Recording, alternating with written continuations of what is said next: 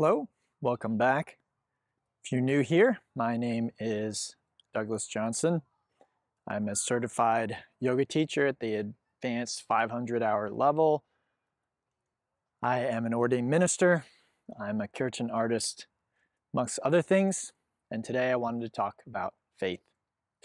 Before I get into today's talk, though, I do want to thank everyone who likes, subscribes, comments, and shares here on YouTube. And I especially want to thank all of my patrons on Patreon. They are really collaborators in this work. So without their support, I would not be able to offer this content free on the internet. Not because I didn't want to, but because I simply wouldn't have the time and the resources to do so. So what you see here is really a collaboration or a community effort. If you'd like to join that community, please check out the links below and all the info is there. Okay, so faith. Faith to me is super important. Even in a tradition like the Zen Buddhist tradition, which seems very stoic and maybe, for lack of a better way of putting it, not very woo-woo. It seems very matter-of-fact maybe in some ways. Even though it's a very mystical tradition, it often doesn't say much. It can seem very tight-lipped, if you will. And this is a tradition I have quite a bit of familiarity and experience with. That tradition still talks about faith. Christians talk about faith. Buddhists, Hindus, just really every tradition. Anyone involved in spirituality, I think, talks about faith in some measure. So why? Is this really a thing? Is it important? What's going on with faith? Well, I just wanted to share some of my experiences and views with it. As I said at the outset, I think it's extremely important. And for me, faith is believing in something that's unseen, or believing in the unbelievable, if you will. And I think it can work on different levels. So we can have, just a little faith. We can talk about, having faith in someone that they'll be able to do a good job. A lot of times, though, if you consider it, if I have evidence, then we might say that that almost isn't faith anymore.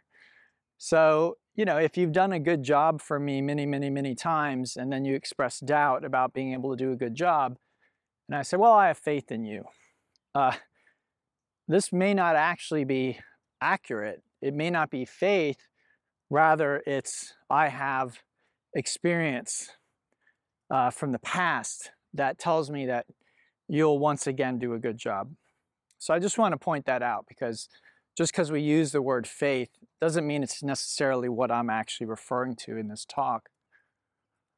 So for me, again, faith is when it looks like reality is pointing to the opposite, but we believe in something, okay? And in the Zen tradition, again, I think they have a beautiful way of expressing this, and they have an expression, great faith, great doubt, great faith. Great doubt, great faith. In other words, great doubt equals great faith. So what I think is being expressed there, the way I've always taken this, is without doubt, there's no faith. If the science and experience tells you that you're going to have a certain outcome and you believe in that outcome, that's not faith. That's experience, that's science, that's evidence. So again, faith is going against the evidence, going against the science, if you will. Faith is when we believe in something that, in a sense, is nonsensical, doesn't make sense. It doesn't add up. That's what makes it faith. Now, again, these different traditions talk about faith because, again, I feel that it's a very important thing. Now, faith can be approached, in my view, as a practice. So, again, the spirituality is pretty much about the unseen, about that which we can't prove, at least yet, with science or with our senses or with what can be seen. It is about that which we don't necessarily have concrete evidence for, but maybe we have a feeling or we have faith in something. I will mention here something I had with one of my teachers, Paul Grilly, my yin and anatomy and chakra meditation teacher. I once asked him about faith because I went through a training with him, spent 10 days with him, and there was no real talk about faith or anything like that. So I asked him about faith. And he said something very interesting, in my opinion. He said, you know, blind faith is perhaps believing in something that someone else tells you should believe in. So perhaps you have a holy book or a belief system that tells you you're just supposed to have faith in certain principles or ideas, but maybe you don't actually feel that in your heart. Paul called that blind faith.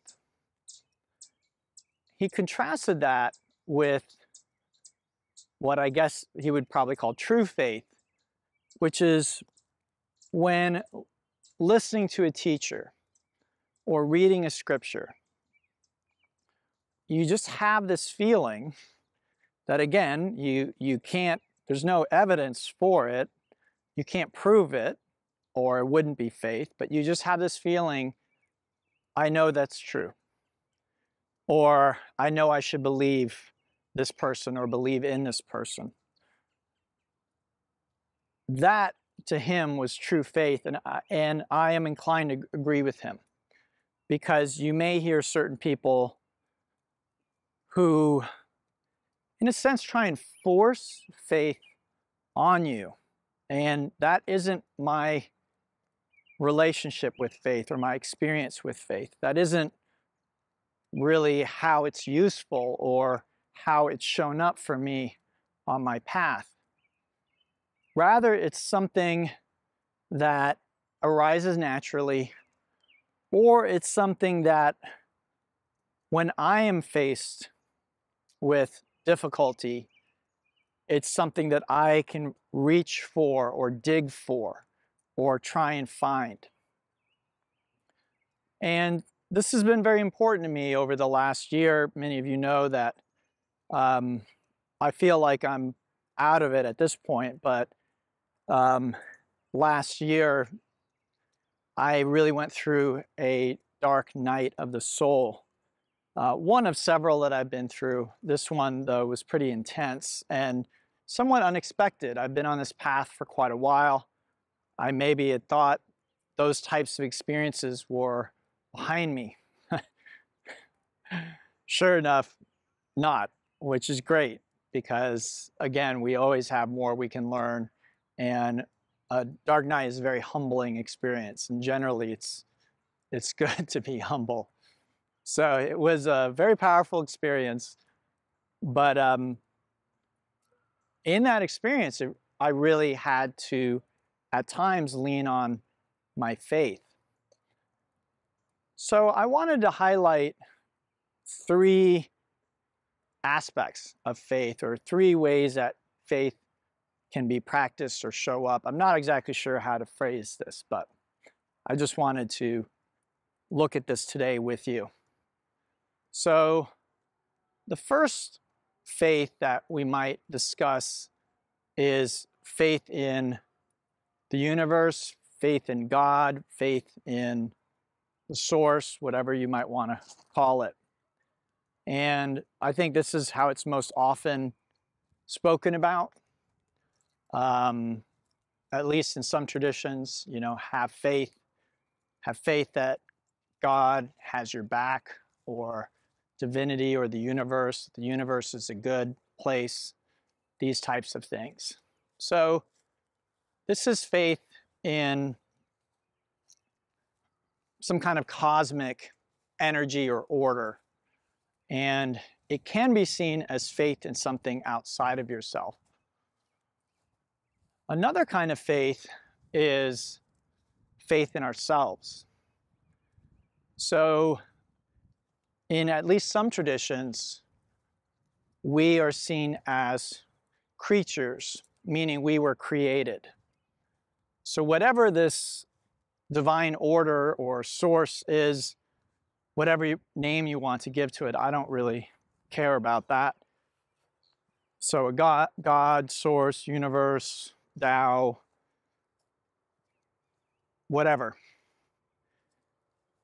If something good created us, then wouldn't it create something good by nature? Now, some people try and use free will as a way of getting around this. But if whatever this thing is that created everything, if it saw that free will was that important and that good, then that also must be good. And just because we have free will, it doesn't mean we make bad choices or that we become immediately evil. So this is actually could be a talk unto itself, but just wanted to point that out. So this shows up a lot in A Course in Miracles, which again, many of you know, I'm a huge fan of. So the idea is that if God is good, then what God creates is good. We are God's creation, therefore we're good. Not only are we good, but we're also powerful. And so we are asked in A Course in Miracles often to have faith, you could say, in ourselves, to believe in ourselves. And I think this is important because a lot of people can suffer from a lot of guilt and shame, and they feel like they aren't worthy of love, or they are somehow trying to fix themselves. They try and use spirituality to fix themselves. But what spirituality has shown me is we're already perfect in a sense. Now, I need to qualify that because some people will hear that and think that means that in a sense that whatever their ego wants to do is perfect, and that isn't entirely accurate. So I, again, don't want to get sidetracked today, but I'll just say you need to take that with a qualification that I don't want you to just take that and run with that. But in another sense, we are already perfect. We don't need to fix anything. We haven't fallen.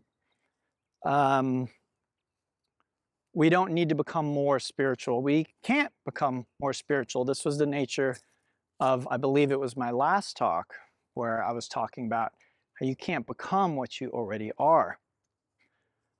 So, this is another kind of faith. If God created me perfect, then I'm still perfect. And again, this is sort of what A Course in Miracles is asking us to realize. Now, the interesting thing about that is it doesn't stop with us.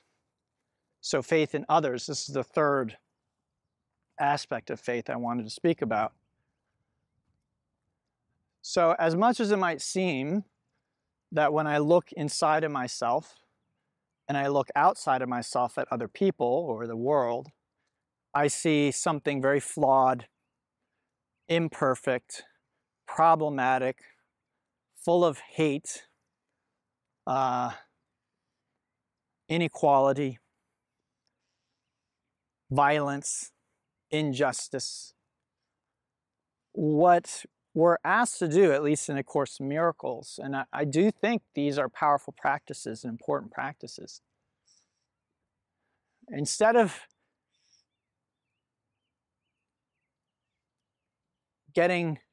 losing our peace, instead of getting mad and upset, we are asked to have faith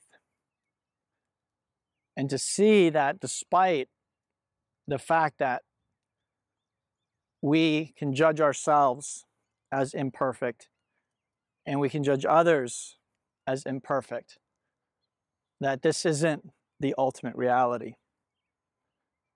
That there is a deeper truth that we are trying to see.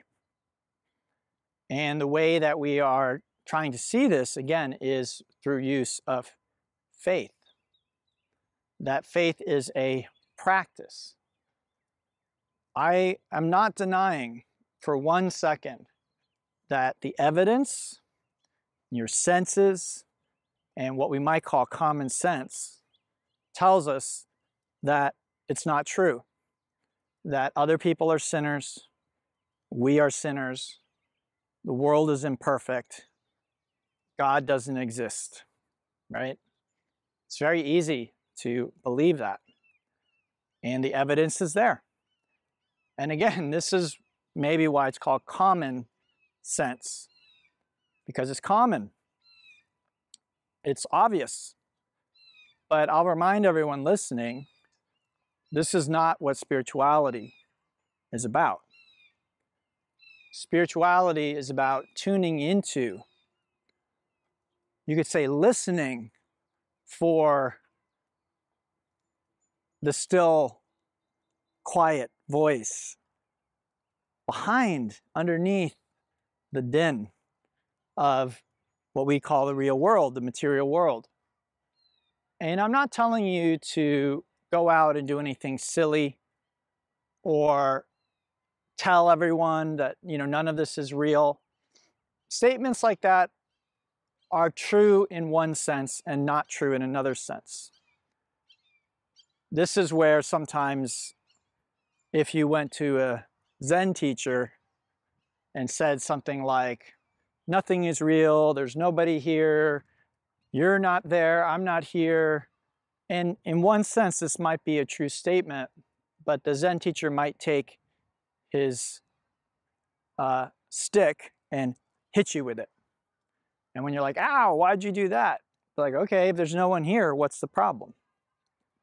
And this is, again, why I have such a deep respect for that tradition.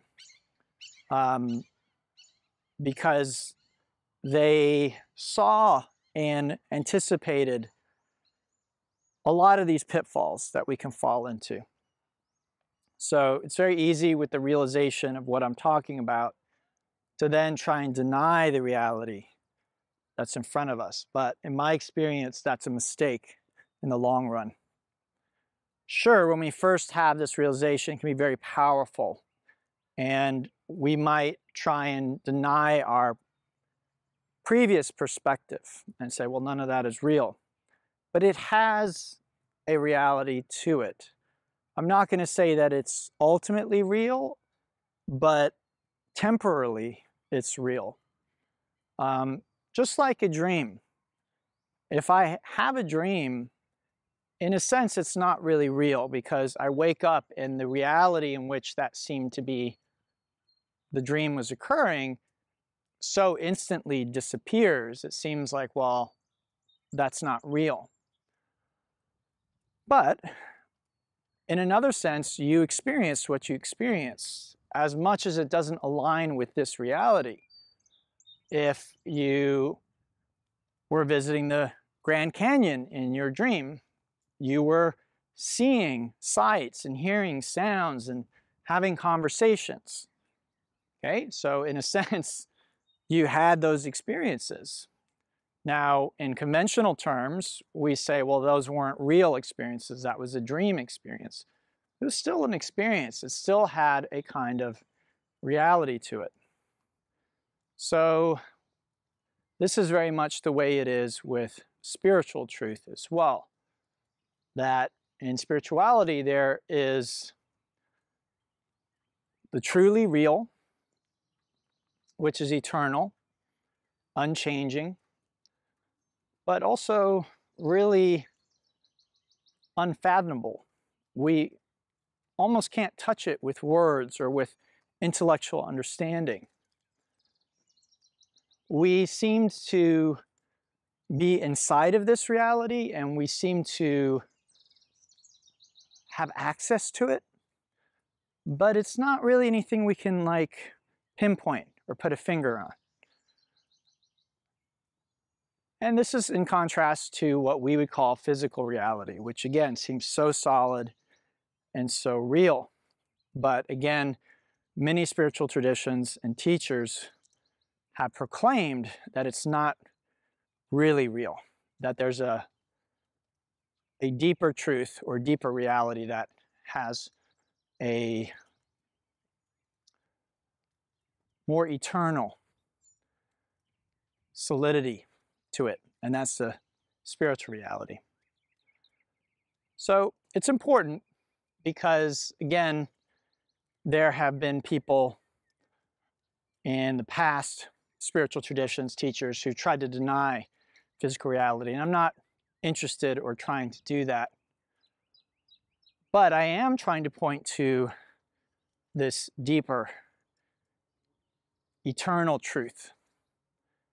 And in my experience, faith is one of the ways, one of the tools that we use to tune in, almost like a radio, like there is a vibration or frequency that is there.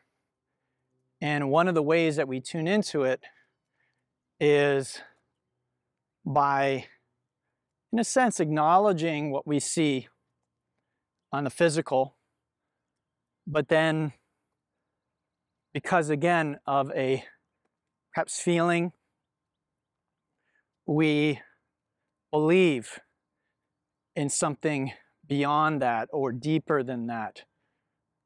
And again, it's a practice because it's difficult for us, at least most of us, to deny what our senses, what our common sense is trying to tell us is real. And some of you know that as I was going through my dark night of the soul last year, I became interested in manifestation, and I still am interested in it. And this very much aligns with what many people who proclaim mastery over manifestation. I don't. I'm interested, but I don't proclaim to be any kind of manifestation master. But this is what essentially they are telling us to do as well. That they call it the 3D usually, the 3D experience around us, our physical experience. And they say that you are trying to have faith in a vision that transcends this, and that this, what we see, will eventually conform. But the most important thing is that you have that faith in that vision, that you believe in that vision. So this teaching is relevant not just for the spiritual seeker, but also someone who's interested in manifestation. So I'd love to hear from you. Have you played around with any of these concepts? Do you have faith in something? Again, for me, faith in the Creator, in a sense, automatically means that we need to have faith in ourselves and faith in others. And it's so easy to look out there, right, at other people and judge and say, well, how could I have faith in them? But that's why it's a practice. And I think it's a beautiful practice. So I'd love to hear from you, your experience, your thoughts. Please leave them in the comments. Until next time, namaste and have a beautiful, beautiful day.